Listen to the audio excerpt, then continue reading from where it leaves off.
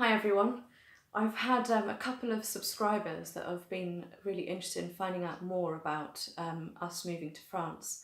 So one of my subscribers sent me an email last night about all these different questions that she'd like answers to, and I thought instead of emailing her back I would do a video for her and anyone else that is interested in her questions and my answers. So her first question was relating to why France and what was the impetus behind moving here. Firstly, I'd like to say this is my opinion only, not necessarily my husband's opinion. This is just me. And I guess the why France first, my connection with it goes back since I was born. So I am actually half French. My dad is French, my mum is English. But my mum speaks impeccable French and probably writes it better than my dad. She met him over here while she was assistante. I think it was in Geneva or just the other side of Geneva. I was born in Geneva, and at the time mum worked in some Swiss banks teaching English to people that worked in the bank. And my dad's a violin bow maker. So because I've got his connection with all that French side of the family, so his mum, my Mimi, my granny, lived in the northeast of France, and so I visited her nearly every year growing up, and she didn't speak a word of English, so I had to keep up with my French language all the way through my life so that I could communicate with my French family.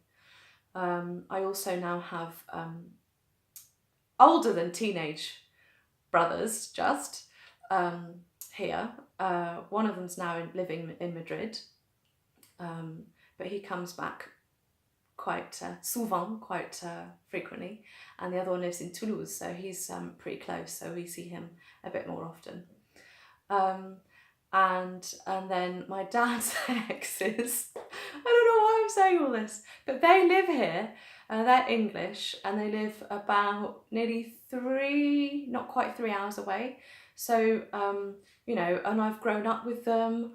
They've been a part of my life, and they're like a strong connection that I have with this country. And so I didn't come here with kind of nothing, like this blank slate. I came here with a kind of already like a mini life, even though it wasn't a real life that I was actually living when I was in England, but that idea of moving here wasn't kind of so scary or strange because of my background. Now, I'm not saying that you need all of that to move here, because there's many great reasons why to move to France. So that's that bit part of my history, so I'm going to talk about next my daughter and one of the many reasons why we decided to come here. Now, me and my husband, we both worked in secondary schools for many years in England, and we were seeing, he's just coming in, we were seeing how teenagers were just turning into monsters, really. They would, not all of them, but a lot of them, they would start smoking early. They would, try out some drugs. They would be disrespectful to adults and to their peers and to their elders. They would become sexually active really early. I just thought, hang on a minute, I don't want Heidi to grow into this kind of person. I don't want her bringing back a load of teenagers home and them, I don't know, drinking bottles of wine mixed with whiskey, mixed with this, that and the other, and getting totally pissed, and that be her growing up experience, turning into adulthood. I didn't want that for her. And I don't think Robin did either. So like, okay, how can we do this so that it's a life for us and a life for her that she could really appreciate and enjoy and get loads out of. And I didn't feel she was going to get that. In most places in England where you might live, it's just a bit of that kind of culture's going on, it's spreading in England. And I wouldn't say it's everywhere, but, you know, pretty prevalent. Now, I'm sure some of that goes on where we live, but the families that we have met are very down to earth. Most of them don't allow devices till a really old age with their children. And you know, they go on lots of walks in the mountains. They have a really kind of wholesome, down to earth, natural lifestyle that is kind of what I wanted for Heidi. So the other side of things, which is a little bit more tricky to explain, so getting a bipolar label stuck to my forehead, how many years before we moved? Well, it was 2011 that I had my first episode, and it's now 2018. So the first year or two, I was just kind of coping with being ill, being with lots of doctors, and just trying to kind of survive with all this new stuff that was happening to me. And yeah, I was just kind of handling the day-to-day, really. But after a while, I thought, okay, well, do I want to continue my life living where I am here? Or, you know, what do I really want out of my life? What do we really want out of our lives and for our future? And at the time, living in a 3-bedroom ex-council house in Henley-on-Thames didn't seem like that was it for us. It felt like there was a bit more to life than that. And then we started doing a lot more yoga, and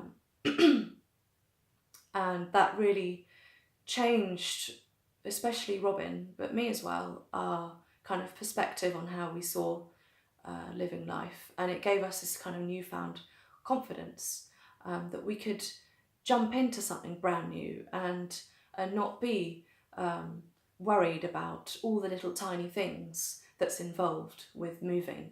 You know, we were just like, okay, let's try this, let's form a plan, let's find a way to do what we want to do.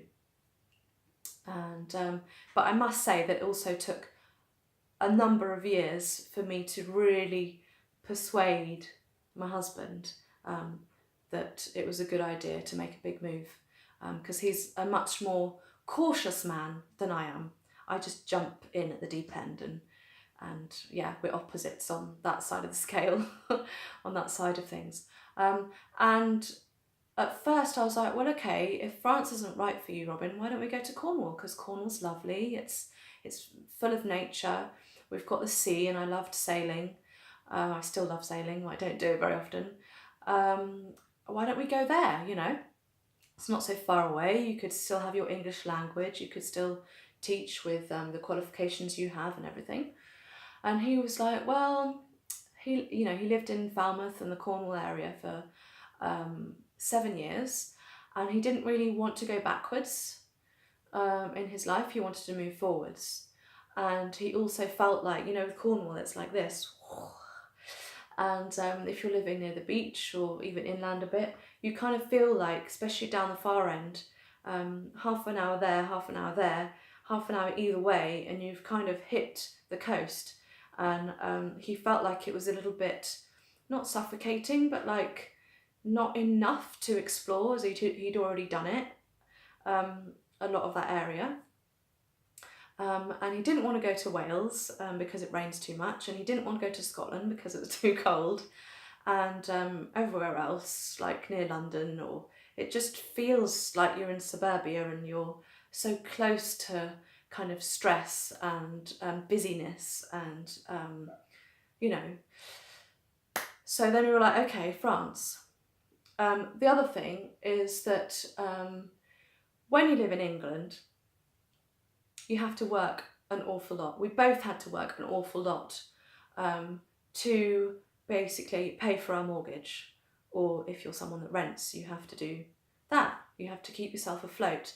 And it means that you end up not seeing each other very much and not spending very much time with your children and not doing all of those kind of leisure activities that kind of bond you and bring you closer together, you end up just feeling knackered at the end of the night and maybe watching a film and not having very many deep and meaningful conversations because you're too tired for life. And we were just kind of a bit fed up with that. So yeah, we wanted to live without a mortgage.